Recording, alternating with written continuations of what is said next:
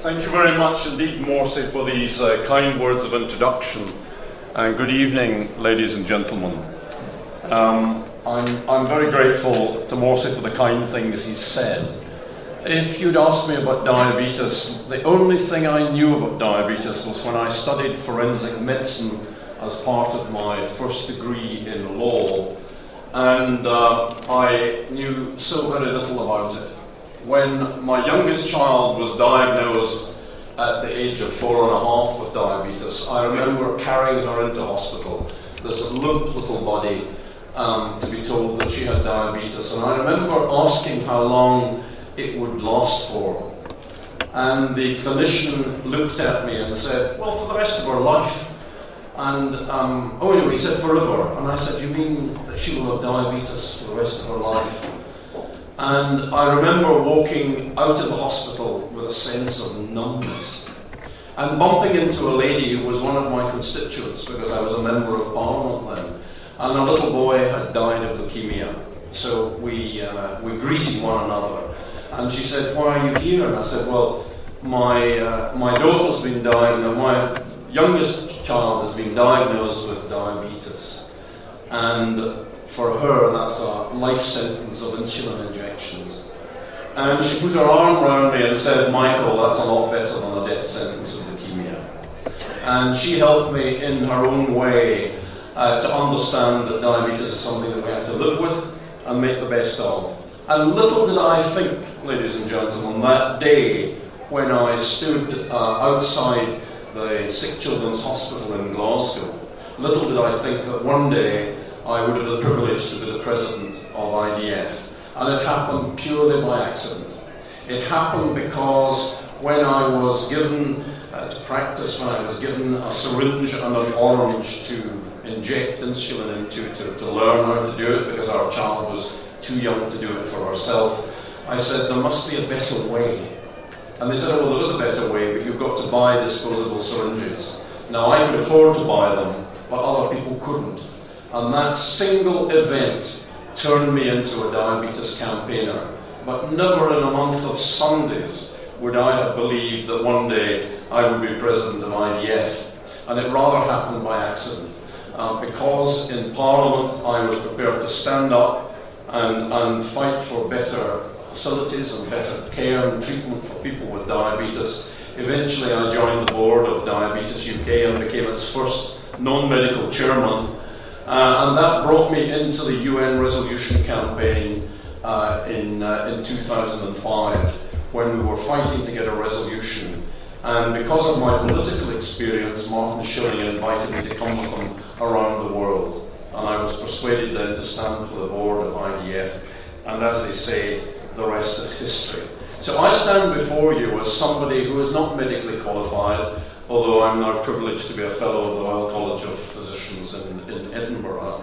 Not medically qualified, but somebody who nevertheless passionately campaigns for improvements in the care of people with diabetes. And I particularly want to thank you as physicians for all that you do for your patients. We don't take it for granted. We're hugely appreciative. And I'm all the more appreciative that you give your rather precious spare time to come to a meeting like this. When we look at the figures on a global basis, ladies and gentlemen, they're truly frightening. Every 3 seconds, someone is diagnosed with diabetes, so an awful lot of people have been diagnosed already, as I've been speaking this evening. One person dies of the complications of diabetes every 7 seconds. 4.8 million deaths in the year 2012, half of them with people under the age of 60. And of course, diabetes is a proximate cause of death, which is often registered as having arisen through cardiac failure or some other complication. And one person loses a limb because of the complications of diabetes every 24 seconds. It's frightening. These are frightening statistics. But we see that the problem of people with diabetes is not going to get better anytime soon unless there are dramatic changes in care and treatment. In 2012, the figure, the latest figure that came out in time for World Diabetes Day last year was 371 million, and predicted by 2030 to rise to 550 million. Worst of all is the fact that diabetes is increasing in every country in the world. It's not that some countries have discovered how to stop it, it's increasing everywhere. 80% of the people who contract diabetes or are diagnosed with diabetes live in low and middle income countries. It used to be thought that diabetes was a disease of plenty. It's not a disease of plenty anymore, when 4/5 of the new cases are people living in low and middle income countries. And the greatest number of people who are being diagnosed are people of working age, between 40 and 59, with profound implications for development in the low and middle income countries. But worst of all, perhaps, ladies and gentlemen, half of the people estimated to have diabetes are undiagnosed. Undiagnosed is untreated. So, sadly, because of the failure to diagnose, these people are developing complications which are going to affect their lives most adversely.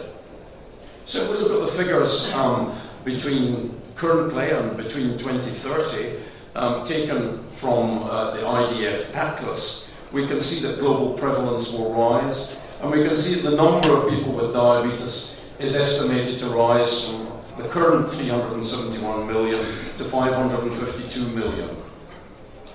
This is a figure that comes, this is a slide that comes from the latest. It's not an atlas, it's the interim figures that we produce between atlases. The next atlas will be produced, 6th edition will be produced in time for the Congress this year in Melbourne in December.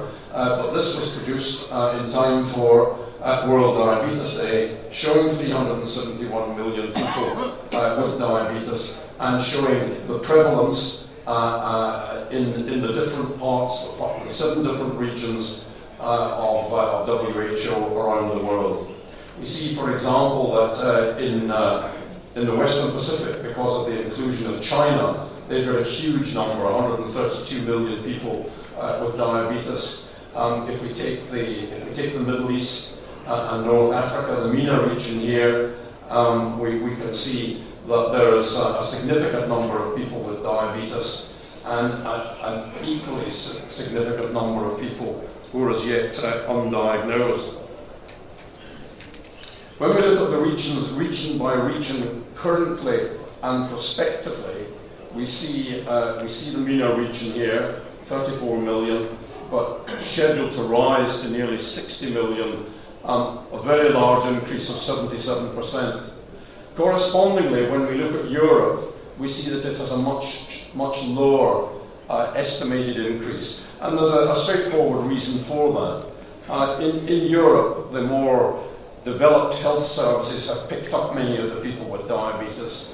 In the MENA region, apart from the very significant prevalence that exists in the Gulf area, there are countries where there is as yet a lot of undiagnosed diabetes. But that's a pretty profound figures, and we see here that where the total of 371 million is scheduled to increase by almost a half over the next 18 years. When we look at the countries currently that have very significant levels of diabetes, of course you see here China and India, followed by the USA. But here we have at 7th position Egypt with 7.6 million people, and in the Middle East and North Africa region, the other country is Pakistan with 6.6 million. Well, that is a very significant figure there. If we fast forward 18 years with the predictions that exist currently, Egypt is still there, this time with 12.4 million cases, and Pakistan also there with 11.4 million. So there's a truly frightening picture is emerging from that. When you look at the prevalence rather than the sheer numbers, of course we have all these small places. I mean, frankly, I don't think these are statistically right, but, well, sorry, they are statistically correct, but I don't think they should actually be included because the federated states of Micronesia are so small that if 2 more people are diagnosed, it probably pushes the percentage point up 1. But there are small places in the Pacific, but diabetes is a very serious problem there. It's equally a very serious problem in the Middle East. And although Egypt doesn't appear there in relation to prevalence, we know that the 7.6 million people, 7.3 million people with diabetes in Egypt is nevertheless statistically very high.